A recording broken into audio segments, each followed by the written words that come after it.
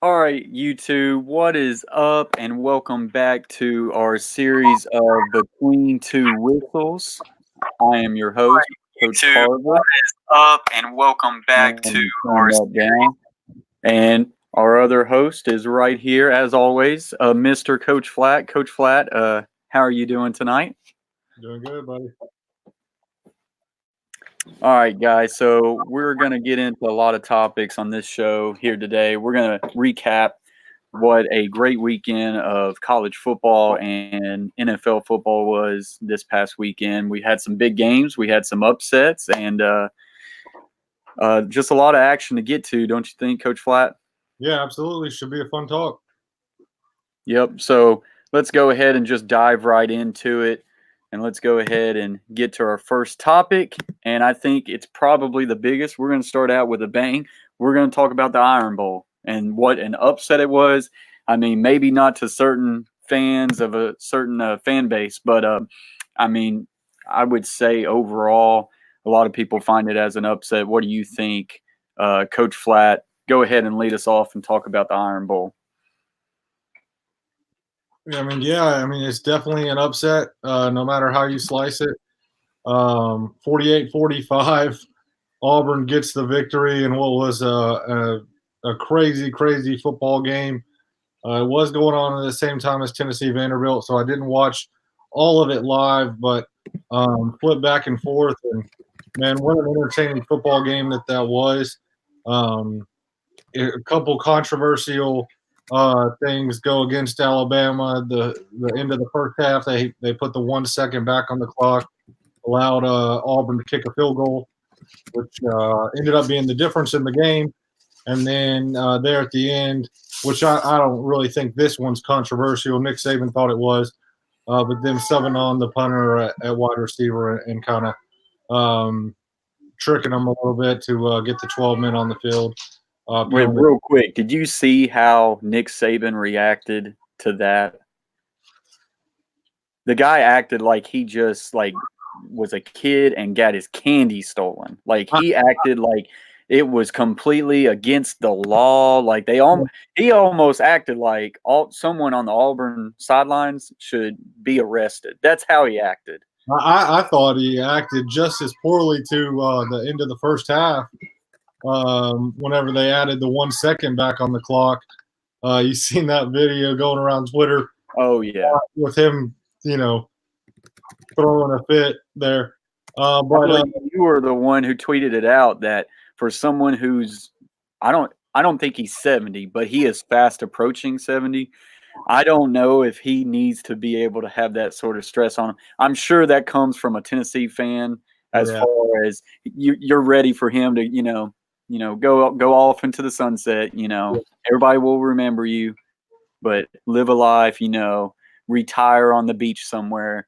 I don't think he's anywhere close to retiring. I still think he's got a few more years left. But, boy, he looks like he's about to have a heart attack every time I watch him when it's not going his way. Yeah. I kind of in just tweeted that, just hoping, crossing your fingers that maybe he would consider that as a Tennessee fan.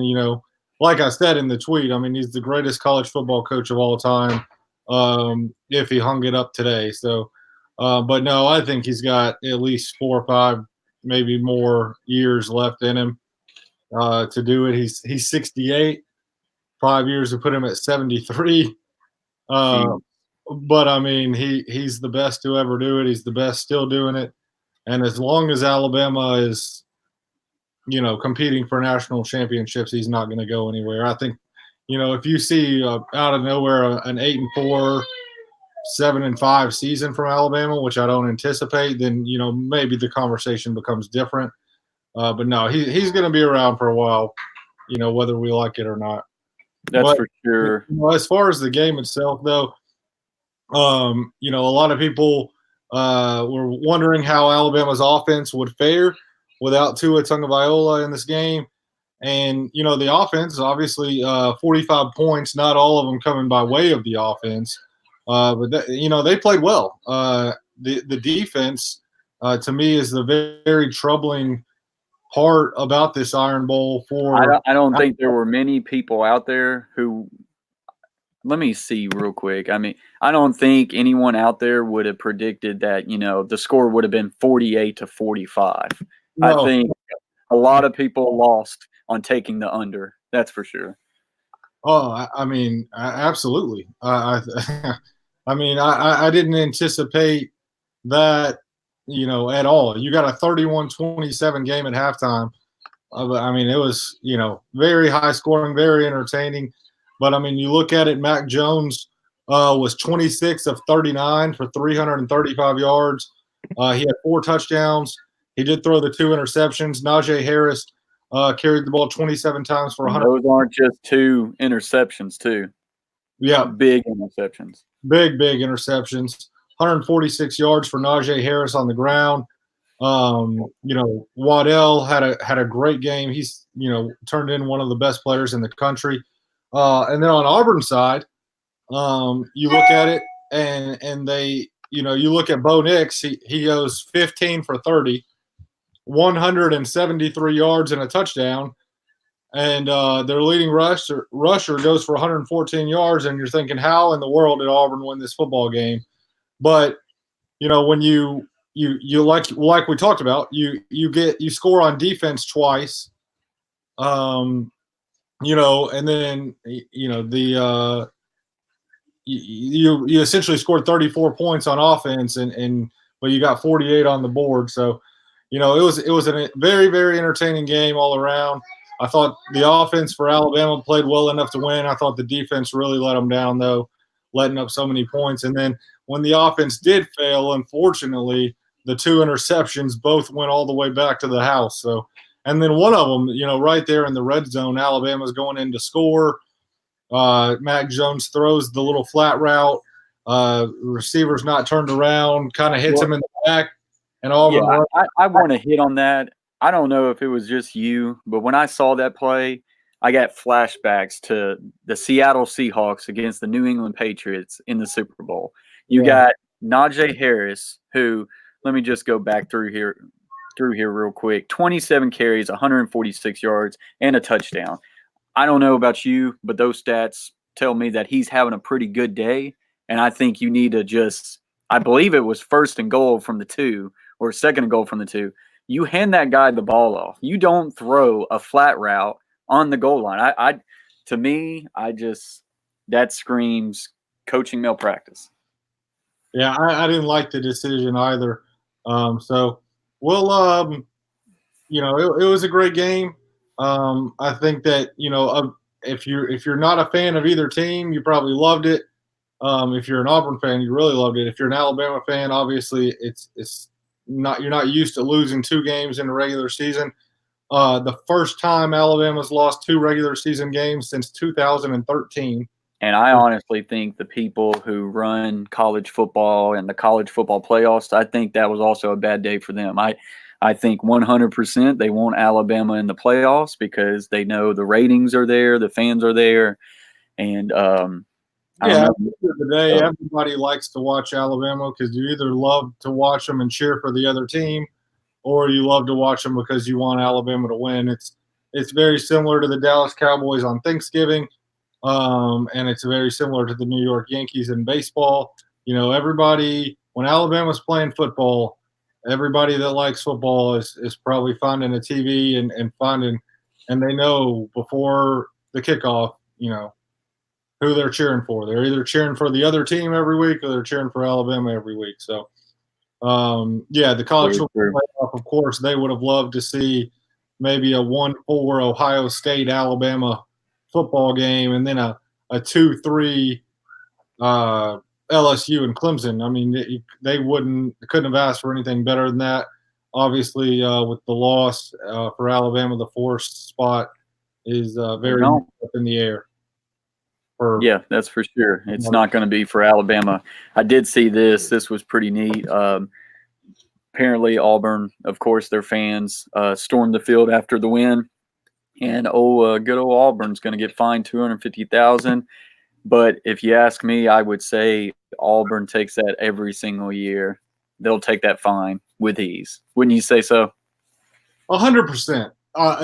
Any school in the SEC would pay $250,000 out of their pocket to beat Yeah, out. I'm pretty sure Auburn's got that in the bank, I mean, you think about it, every school in the SEC is contracted to make $30 million a year from the SEC network.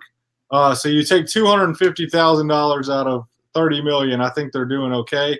Yeah, I don't think they'll lose any sleep over that. Another thing, though, that it's always puzzled me is why the SEC cares that people are storming their facility. If anyone cared, it should be Auburn that is getting their field messed up by this. I'm not sure why the SEC cares so much about maintaining these fields that the schools are going to take care of anyway. So, but anyway, that's another topic. But I would say that has something to do with just, I don't know, player safety. And if fans storm the field and someone goes all over a player and someone gets hurt, now you're talking about legal issues. I would say that's the only reason of that. But I mean, I don't know. It's also good for college football, to be honest. I think if they made it to where no one could storm the field, a little piece of college football would die then, because you love to see those moments.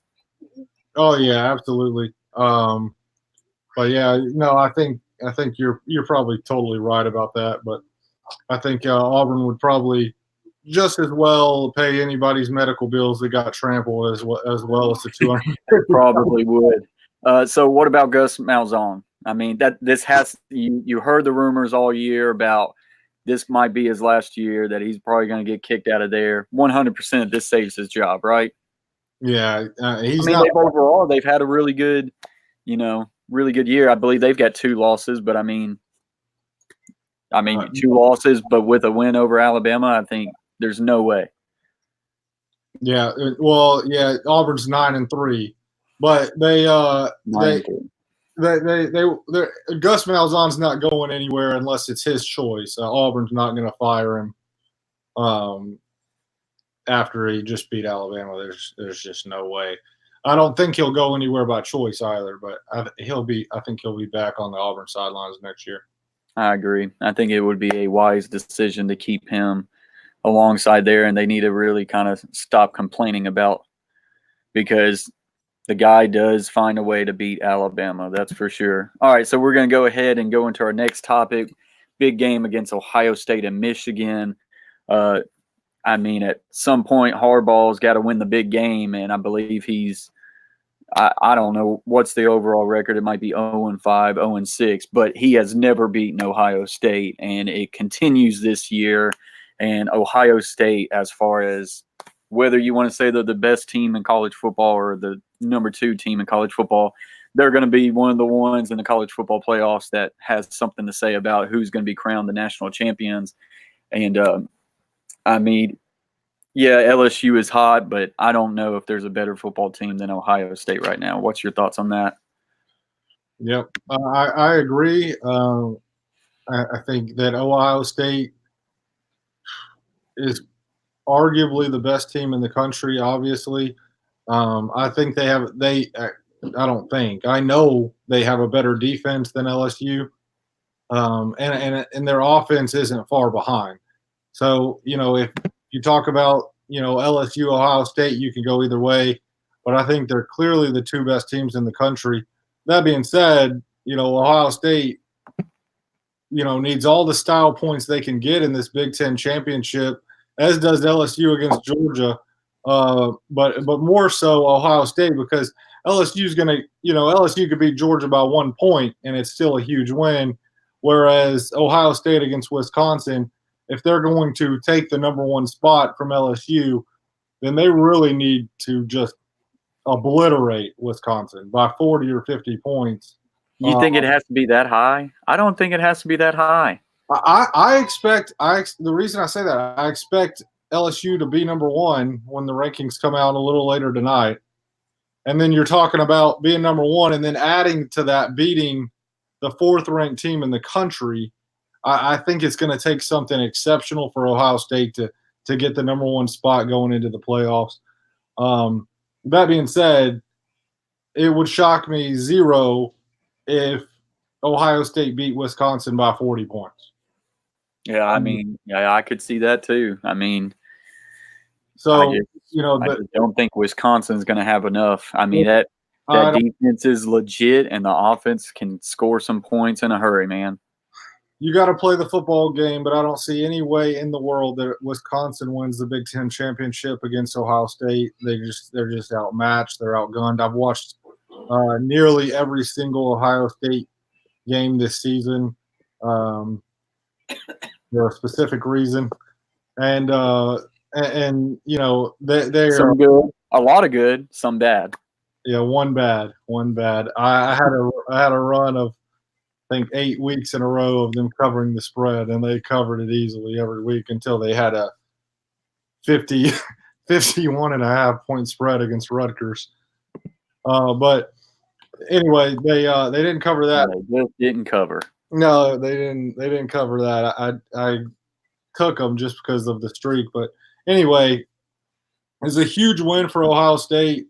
It was never really in doubt. Maybe early in the game, Michigan kind of kept it up in the air, but overall, Ohio State kind of ran away with that football game as many expected them to do, and they end up winning 56-27. Another exceptional performance from Justin Fields, who's right there in the Heisman talk. Chase Young didn't have as big of a day as he's had in past weeks, but it was all good for Ohio State. They easily got the win. They won by 29 points against their biggest rival. So huge day for Ohio State, and they're looking forward to Wisconsin in the Big Ten championship. I agree. Trump, my joy, came in here and he says, Tom Brady lost. I'm losing my mind. I want to die right now. So I'm going to go out on a hunch and say that Trump, my joy, is a Tom Brady and New England Patriots fan, or he just bet on the Patriots and might have lost on that one. Trump, my joy, if you stick around, we will hit on that topic here just a little bit later as we get ready to dive into some NFL football coming up. But our next topic, we're going to go to an Egg Bowl debacle. And I mean, what a debacle it was. And there were a lot of things that came from this debacle also. I mean, not only did a team lose, but also a coach gets canned for it. So we'll let you start this one off. Coach Flatt, what did you think about what went down between Ole Miss and Mississippi State? Yeah, I think this is the most underrated rivalry in college football. I think the Egg Bowl always delivers. I think it's awesome that it's been played on Thanksgiving. It gives not only the NFL games, of course, that we all know and love, but the Egg Bowl is always something very, very entertaining for college football fans to be able to tune into on Thanksgiving night. And man, what an Egg Bowl it was! If you got Ole Miss scoring to essentially tie the game, and 21-21 with no time left on the clock, and I mean it's getting ready to go into overtime. And then at that point, you're talking about Ole Miss has all the momentum. You get an unsportsmanlike conduct penalty on one of the most hilarious yet idiotic touchdown celebrations. It was funny though. It was great, and it's just something about the way he just crawled, and then, I mean, it's much better as well if you watch it in the Russian commentary. But look that up on Twitter.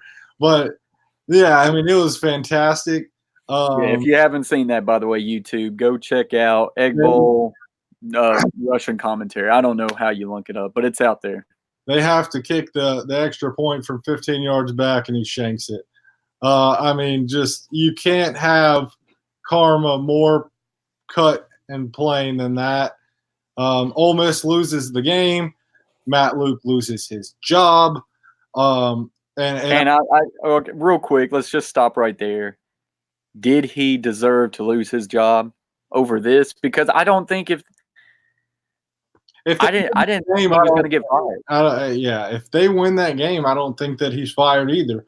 So I mean, is that on the coach? I mean, he's got to be in the players' ears But I mean, is this just a moment where, the moment got too big for the player and he just got excited and made a Yeah, stupid error? I mean, is this, that coaching or is that a player? this is one of those things. You look at the coach, and a lot of people yell, "There's no discipline in the program if this is happening," and well, it could very well be true. We know as high school coaches that a lot of times a player's behavior on and off the field is a reflection of coaching. A lot of times it's not. So it's hard for us not being in that locker room and that environment every day to know um, the mindset of that football team and the discipline that was in that program. I know a lot of the players at Ole Miss have come out with a lot of displeasure about the decision to move on from Coach Luke. There's reports that maybe as much as half of the Ole Miss roster will consider a transfer after this firing. So, not a good situation right now at Ole Miss. No, because I think ultimately the players really liked their head coach. I don't Yeah, think they by any means wanted this. no, I don't either. So, it's one of those situations. It's hard to say whether or not you think the kid just made a bonehead decision or if the players are running wild down there. But, either way, I do think it was kind of harsh for him to lose his job so quickly. I thought he had done a pretty fine job at Ole Miss. I thought the program had taken a couple steps forward since he had taken over, roster-wise and talent-wise overall. But the Ole Miss job comes open, and as far as like whether or not you were going to take the Ole Miss job when he took it or take it now, it's a much better job than it was back when he took the job a couple of years ago. So it'll be interesting to see the route that they go. I think they should look down the road in Memphis and hire Mike Norvell, or at least offer him a lot of money to come take that job. Could be a big hire with the recruiting ground that he has in Memphis and the connections that he has there, and it's so close to Ole Miss that I think it's a no-brainer. So we'll see if they go that route or if they try to, and if not, then it'll be interesting to see in the coming weeks who is going to take that job. And another thing that's kind of been not talked about as much out of that is Joe Moorhead at Mississippi State. They had a very, very underwhelming season at Mississippi State. I know a lot of people that support that program were not satisfied. A lot of them angry with him. A good friend of mine, one of my best friends, graduated from Mississippi State, and I know he's not been the biggest supporter of Moorhead this season. And so, you beat Ole Miss though, and Mississippi State, that's job security. So he's not going to lose his job after beating Ole Miss. Sorry. no, no chance. But going forward, it's possible that Joe Moorhead comes under some scrutiny as well. And who knows, if they lose that game, his seat gets even hotter. I don't think he would have lost his job if they lost that game to Ole Miss, but his seat would have been getting pretty hot. Yep. Butcher Block and Patriots Talk is in here. What's up, Butcher Block? We will soon be talking about your Patriots. Hope you stick around for that. But yes, just to kind of wrap this up, you at some point you do have to think about what the head coach, walked into. I mean, this was a program that had a lot of scrutiny coming from the Hugh Freeze era. And I mean, he was not dealt a easy hand by any means. And I thought he was doing a pretty good job. And I think this was a very triggered firing. I think that this is solely on this game. And I actually do not think it's a good look for Ole Miss football unless I don't know if this would be too far to throw out there real quick. The Carver family fishing is in a house. He says, "What's up, Coach Carver and Flatt?" What's up, the Carver family fishing? Appreciate you being here. As always, guys, when you come in this, hit that like button, share it out so this conversation can grow. And if you're new to the channel, always think about subscribing. That way you don't miss any content. But anyways, going back to this,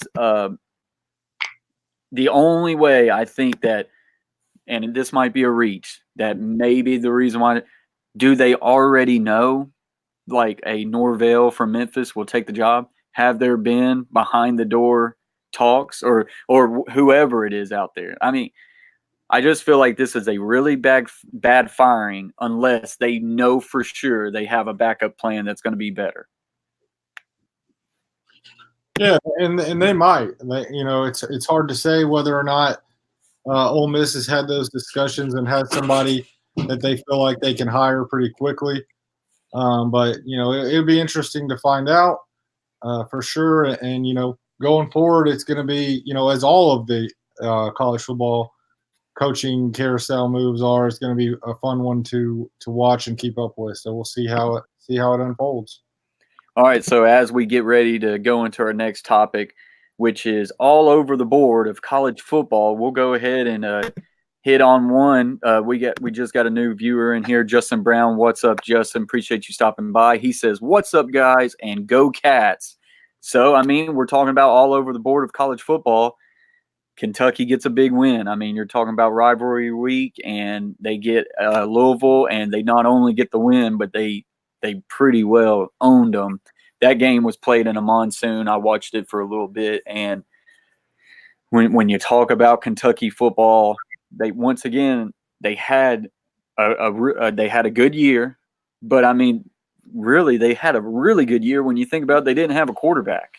They played all year with a wide receiver at the quarterback position, which makes me go back and gets more angry at Vanderbilt that you knew the quarterback at Vanderbilt was not performing like it needed to, but yet there was no creativity as far as putting in Wildcat package or putting someone else back there like a Keyshawn Vaughn, Kalaje Lipscomb.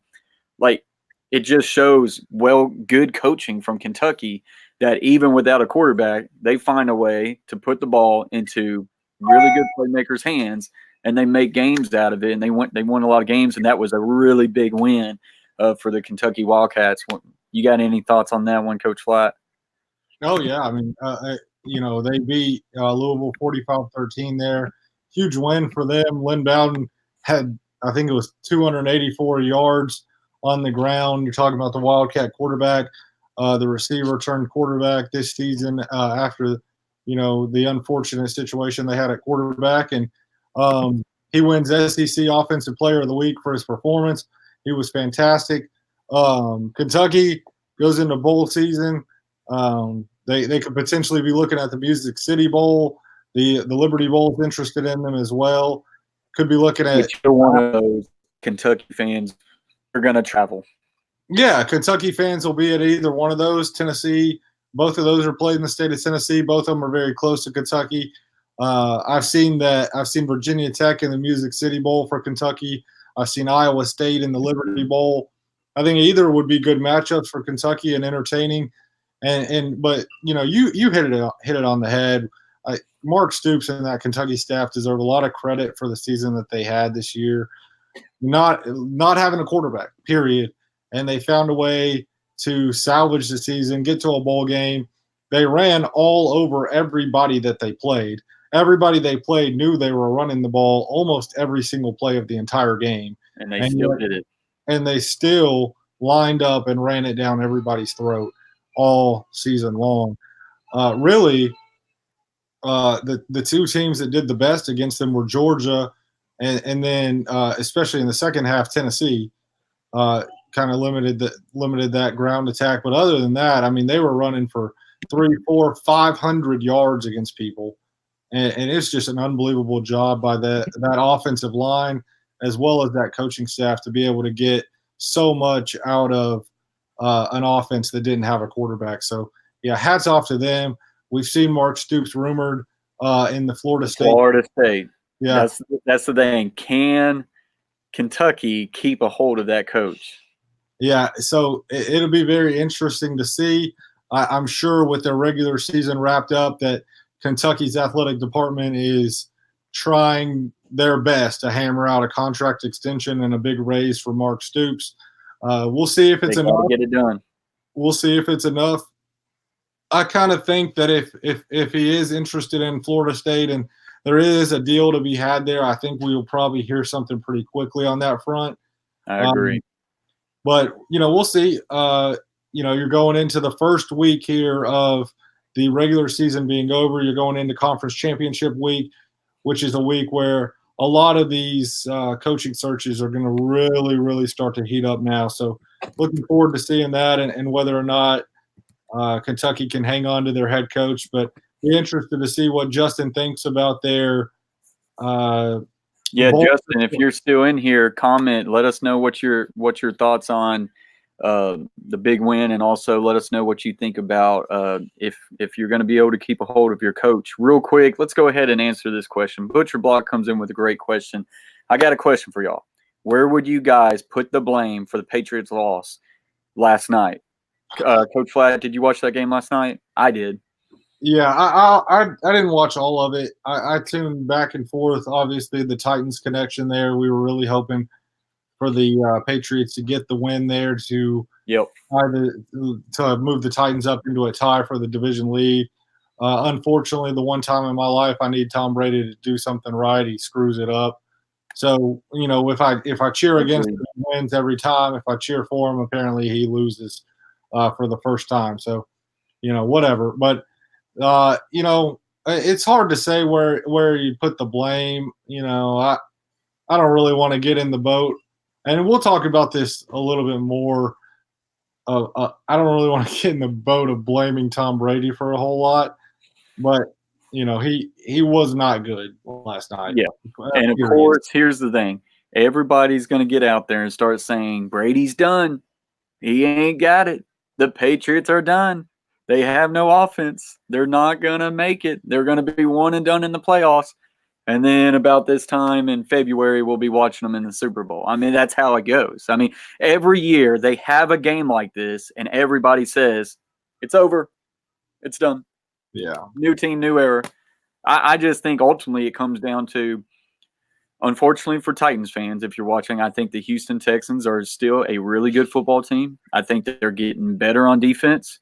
I think the addition to Vernon Hargraves on that defensive back core is a really good addition. And I think the defense of the Patriots did not play really well at the start of that game, and it cost them. And the offense was slow getting off the mat. And then next thing you know, too little, too late. And I think people doesn't need to read too much into it. I think both are good teams, and I think that's that. Real quick, we'll get back to this Patriots thing. I just wanted to touch on Coach Brown. He says, with a win over Louisville this year, he's guaranteed a 1-year extension and a pay raise. I know Coach Stoops has came out and said Kentucky is his home, but anything can happen, so we will see. I don't know if he's saying that's written into his contract, that if he beats Louisville, that he gets an extension and a pay raise. He kind of made it seem like that by saying guaranteed, or if he's saying he thinks he should get a 1-year extension. I'll tell you this. If Kentucky comes to Mark Stoops and says, we're going to give you a 1-year extension, Mark Stoops should slap him in the face and go to Tallahassee.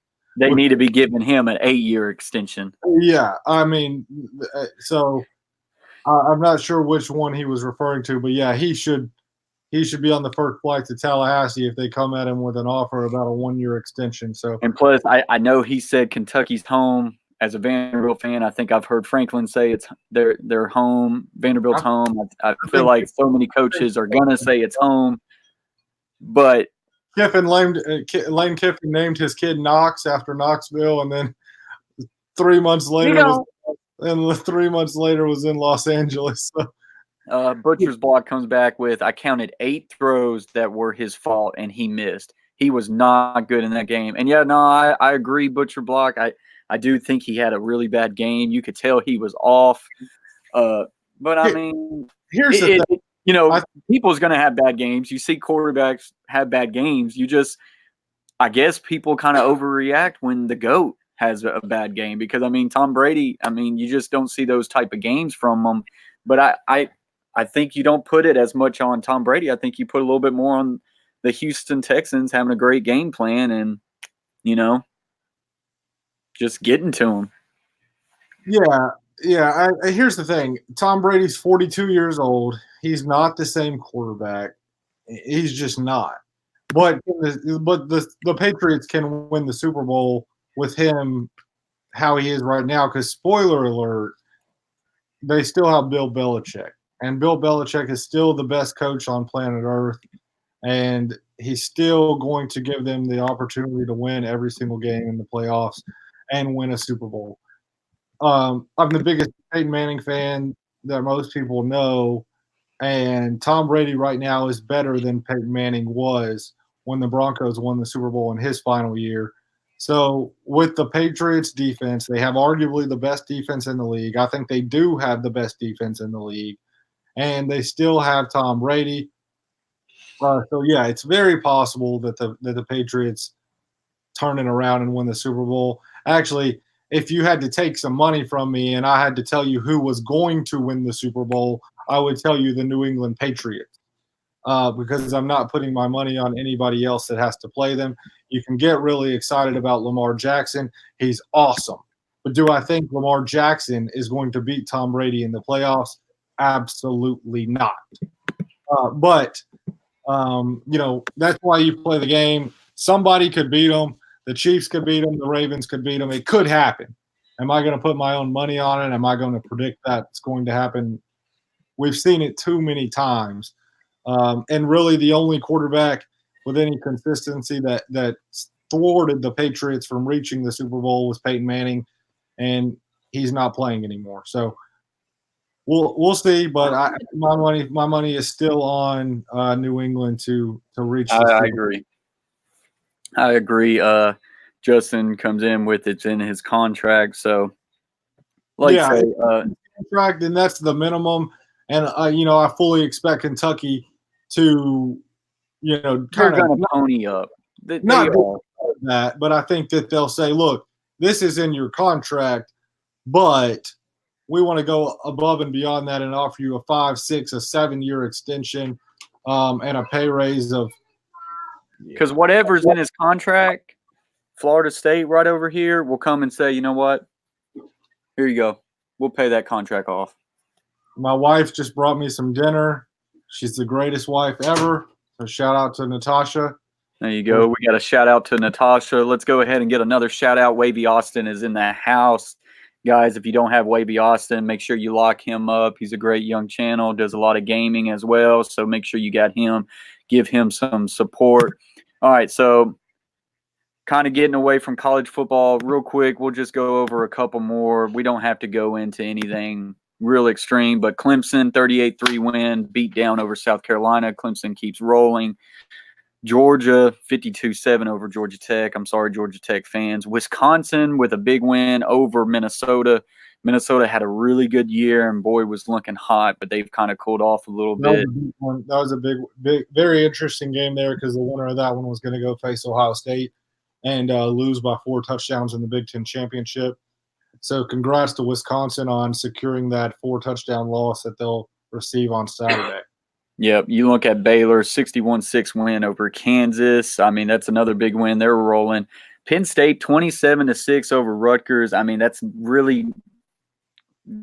that good of a score. Notre Dame beat Stanford 45-24, and what a year it has not been for Stanford. Oregon beats Oregon State 24-10. I mean, you got Utah beating Colorado 45-15. LSU,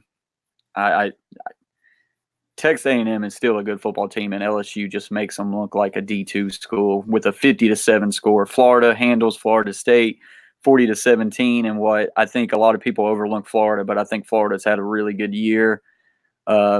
California 28-18 over UCLA, and I mean, I wonder if Chip Kelly ends up losing his job. So he's had a rough year. Important hire. They hired, Florida State hired, as a Tennessee fan, this is the kind of stuff that you realize Tennessee's had so many coaching searches over the years that you kind of start to wonder all the guys that were out there when they hired their coach, could they have done better? A lot of people wanted Chip Kelly. He's been a disaster at UCLA. A lot of people wanted Willie Taggart. He's already fired at Florida State. So when you start to look around, Tennessee didn't do that bad securing Jeremy Pruitt. I think he's doing a pretty good job. But, yeah, Chip Kelly, man, it couldn't be much worse than the start that he's had in his first 2 years at UCLA there. Yeah, absolutely. Flat Bill Deal is in the house. What is up? He says, Coach, we are in here. We're talking about everything wrapping up football over the weekend. So now let's go ahead and I think we can put that cap on a pretty good weekend of college football with a lot more. You're going to be getting into your conference championship games. We'll get into that later on in the week. So now let's kind of transition more over into NFL, and we're going to open it up with the NFL MVP race. Coach Flatt, what are you thinking as far as the MVP race? Right now, it's got to be Lamar Jackson, right?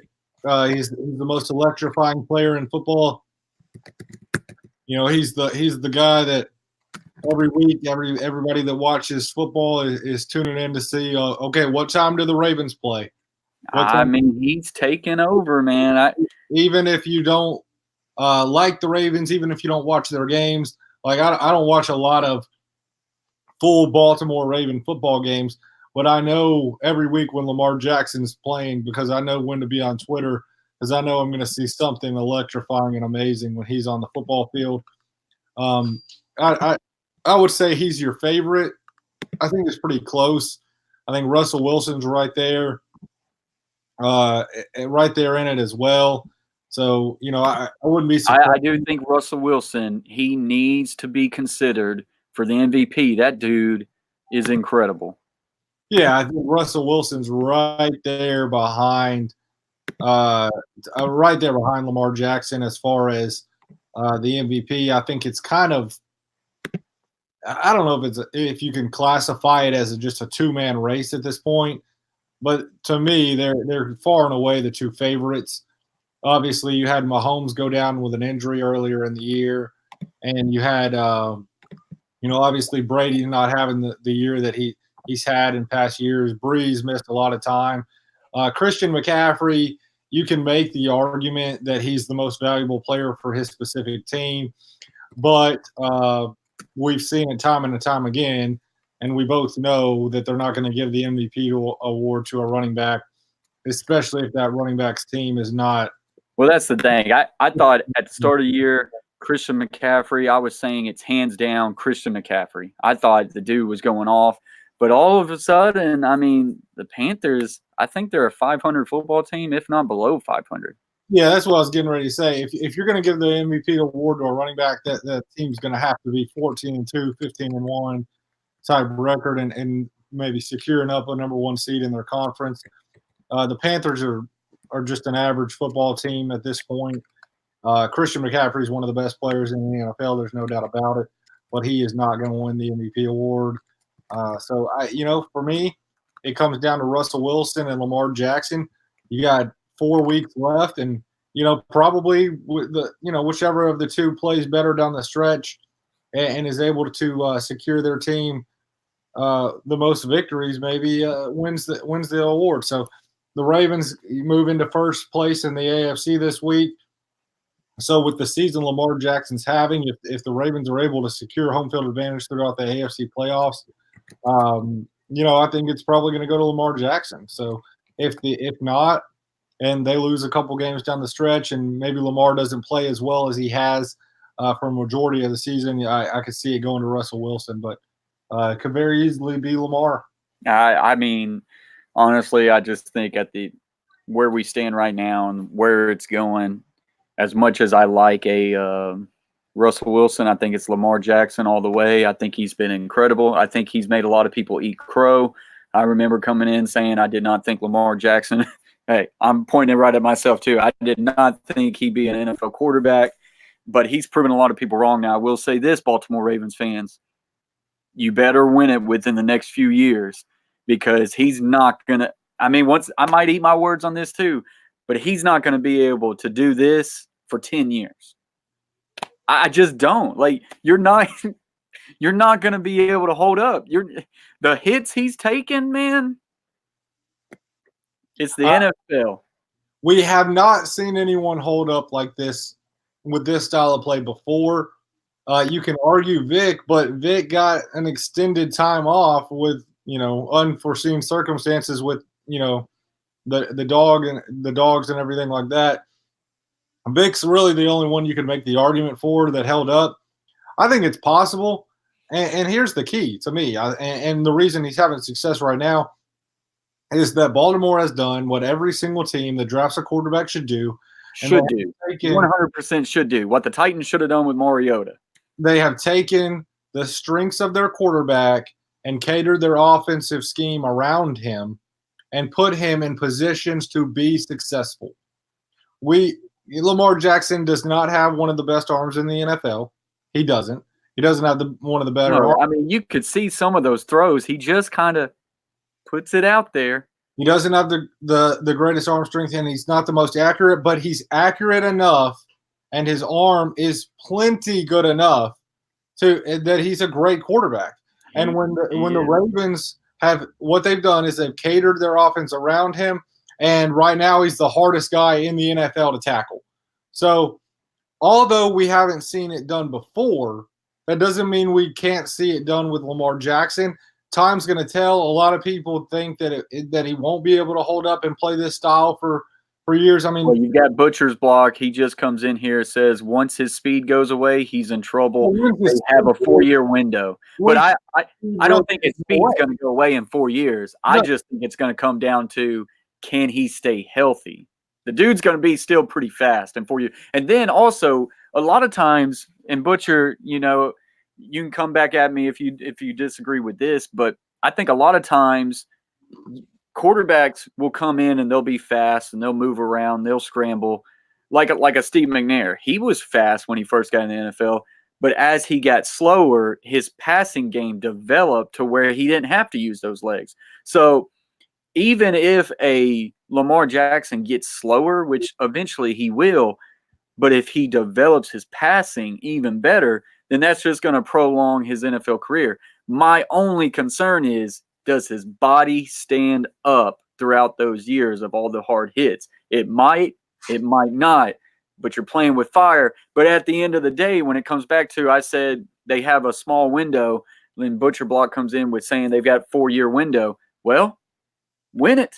If you win 1 or 2 in that 4 years, it's worth it. 100% worth it, and you will start to see tons of other teams copycat it. Yeah, absolutely. And here's the thing. My biggest Coach Brown comes in real quick. He says, I think Jackson is the most electrifying player in the league right now, and I'm so glad he doesn't play for Louisville anymore. Yeah, we're all Kentucky fans, but my biggest worry with Lamar, I think, is not necessarily that he'll lose speed. I don't think he's going to lose any speed. My biggest worry is that the defensive schemes will find a way once they get a ton of film on him to slow down his running ability. I don't think that they're going to be able to catch up with his arm, because while we did see some flash in the pans, if you want to call him that, in Robert Griffin. I never thought Robert Griffin was that great. I never thought Robert Griffin was anything like Lamar Jackson is. He just wasn't. Kaepernick, ran successfully at the quarterback position in the NFL for a time. Even Vince Young did. I think the difference between all of them is that with Lamar Jackson has a far better arm than Robert Griffin. He has a far better arm than Colin Kaepernick, and he has a far better arm than Vince Young. And so that is the thing that can potentially keep Lamar Jackson playing at a very, very high,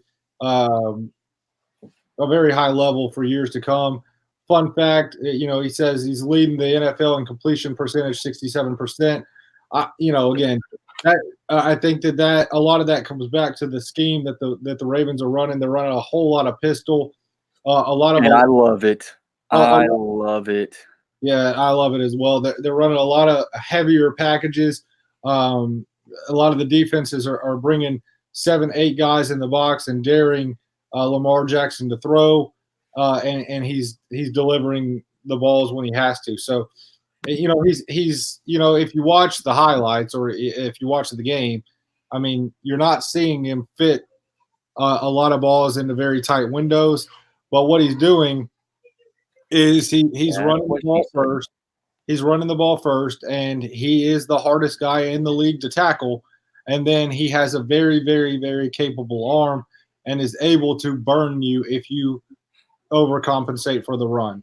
That is the difference between him and all of the other quarterbacks that have come into the league and been successful running the football at the quarterback position, is that a lot of them didn't have the ability, if you overcompensate for the run, to hurt you with their arm.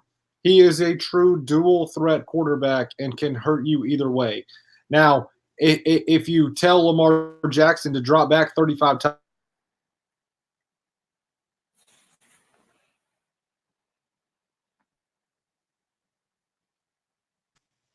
that's just not using him to the best of his ability. When he's able to stretch the defense with his runs and his legs, and then use the passing game as a complement, it doesn't even have to be secondary. You can say his arms primary and his legs are secondary, or vice versa. It doesn't really matter. They're both huge weapons for him and the Ravens offense, and it's the thing that has set him apart. It's the reason Robert Griffin and none of those other guys that I mentioned before ever sniffed an MVP award, and why Lamar Jackson is because his arm is what's different than the rest of these guys. And while and the system they have built around him. I mean, it's like Butch Block comes in here. Harbaugh has catered the offense to his strengths. yeah, And I mean, that's why it's a match made in heaven right now. Mm-hmm. And that's exactly what we're saying here. I mean, we're saying they've schemed the offense completely around him.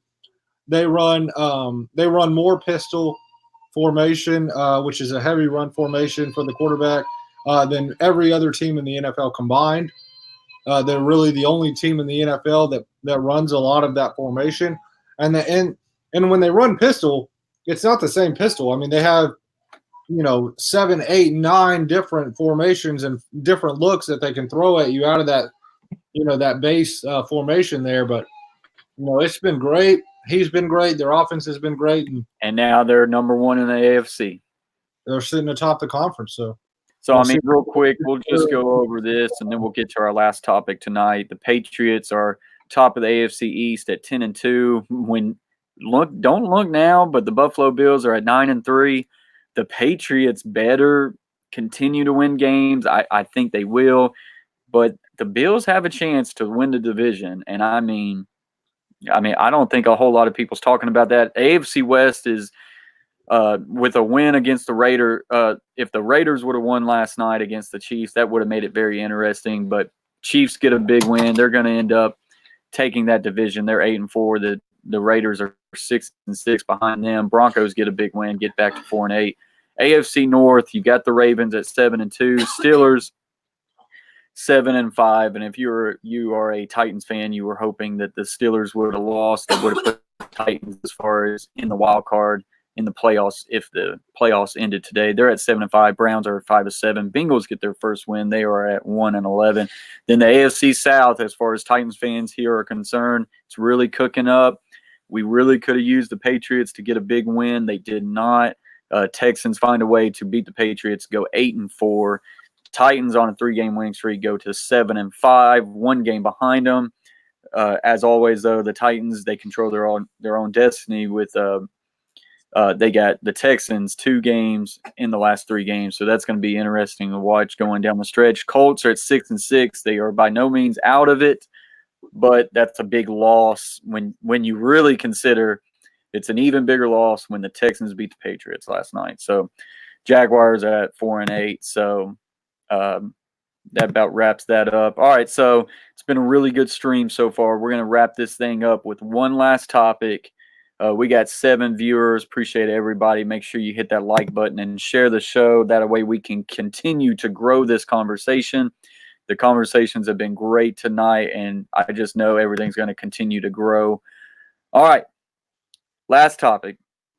Alabama, New England Patriots both took some tough losses yesterday.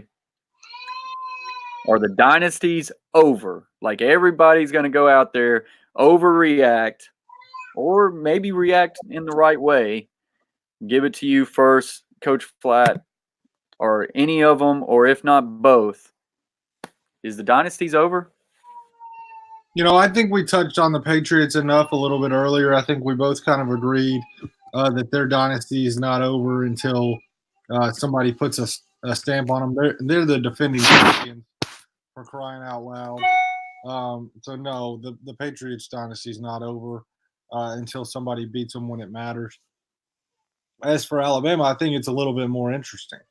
Do I think the dynasty's over? No. Do I think that some teams have caught up? Yeah. I think Clemson has caught up. They hammered Alabama in the national championship last year. Clemson's going to be back in the college football playoff again this year. They're not. Alabama is not going to make the college football playoff for the first time since its inception. They had made it every single year until this year. Now they will not make it.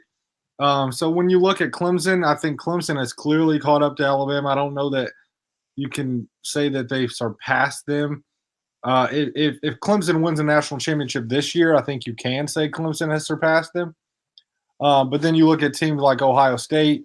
Ohio State's right there, just as talented as Alabama is.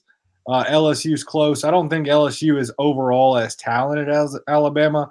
I think they have by far the better quarterback, and they have the better offensive play caller right now. But overall, I don't think they have quite the talent level that Alabama has, but they're getting there. Georgia is getting there and catching them as well. I think I won't. Florida's not Alabama, but they're growing. And yeah, they're close to getting back on top. Yeah, Florida's coming very strong as well. So, I think more than the dynasty being over for Alabama is that some teams have caught up. I think instead of Alabama being the one team that had far superior talent than everybody, now you're seeing, 4, 5, 6 different teams have the talent. And I still think it's clear cut. Like, I still think you got Alabama and Clemson at the top. And then I think there's maybe a second tier of the Ohio States, the Georgias, the Floridas, the LSUs that are out there. Oklahoma, you could almost put on that level. That are very strong as well. So I think that they're just slightly below Alabama. But when they're slightly below Alabama, it allows for an injury to a Tua or someone of that caliber to make it to where Alabama loses 2 games and is out of the playoff. Where years past, I don't know that one injury, even to a very significant player, would have done enough damage to Alabama to cause them to lose 2 football games in the regular season the way that it has this year.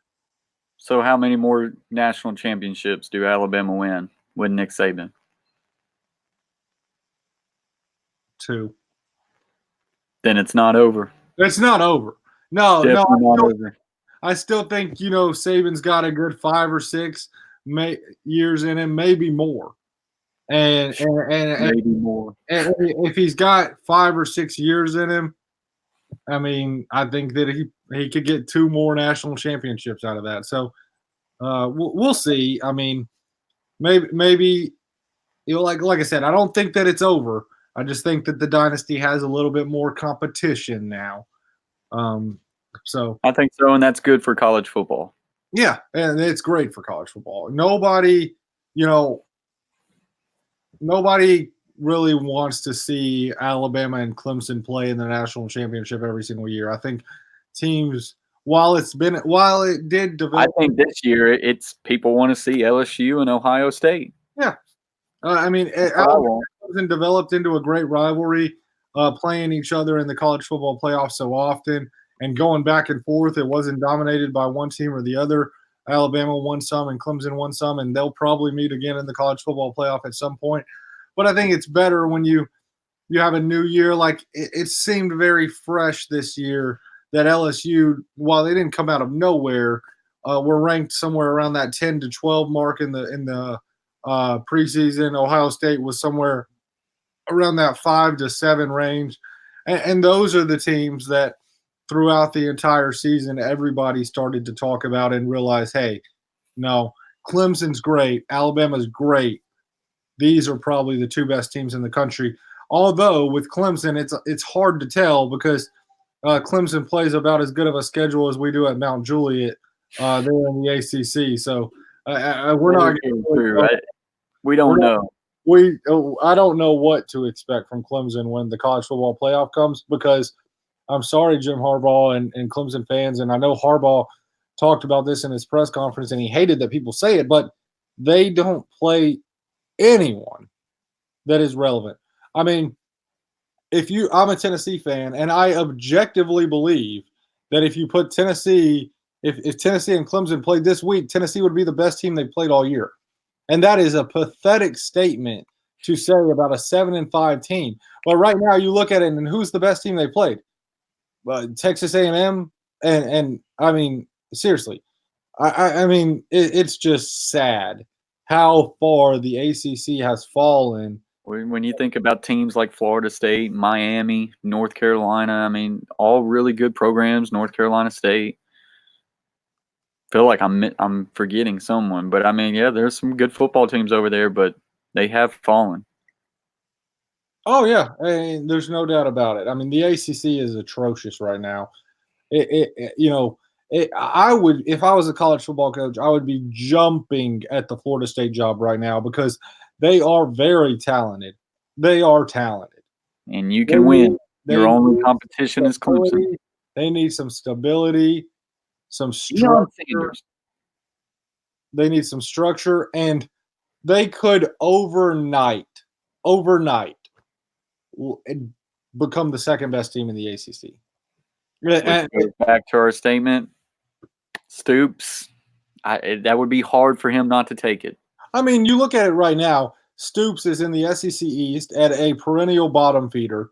No offense to Kentucky, but they're not a football school. They're never going to rise above that. They're probably never going to be above the third best team in the SEC East in any given year. And, they're facing Georgia every year. They face Florida every year. They face Tennessee every year, who gives them problems every year, even when they're down. They face and then even on top of that, you play Missouri, South Carolina, Vanderbilt. I mean, the schedule in the ACC and the path to a national championship, if that's Mark Stoops' goal, is so much easier at Florida State that if they do want him and offer him the job, he would be crazy not to go if he wants to win a national championship. If his goal is to provide stability for his family, have job security, all that, sure, stay at Kentucky. It just kind of depends on what he wants. Chase and Coach T got a victory in duos on Fortnite. Yeah, they actually sent that earlier, and I missed it, so I had to pop it up there. That is awesome. I'm going to hop on there if they're still on. I was playing with them, or I was on the headset with them before I got on here. I'm going to hop back on and play with them here in a minute. So hopefully we can get a squad win. But yeah, congrats to them, and I might even hop on there with y'all. All righty. So yeah, guys, we're just going to wrap this up. My 2 cents. Dynasties aren't over. I think the Patriots have just as good a chance to win the Super Bowl this year, and I think Alabama will be right back in the mix for the next 5 years to win a national championship. So anyways, guys, this once again has been a great stream. I believe Between Two Whistles is just going to continue to grow. We've had a lot of great people come in here and great YouTube channels join the discussion. If you don't have Butcher's Block and Patriots Talk, make sure you lock them up. They do a lot of live streams. They do a lot of watch-alongs, a lot of stuff that we're going to kind of get into as far as sports. And if you're any sort of Boston fan, Celtics, New England Patriots fans, you're going to want to lock him up. But if not, just a sports fan in general, go lock him up. He's a great channel. We appreciate Justin Brown coming in here, Catfish Terry coming in here, Chase T66, Blazed Radio, Flat Bill Deal, Wavy Austin, Justin Brown, and a whole lot of great people came in here. Trump My Joy, Brent TV, Fish Room Fever.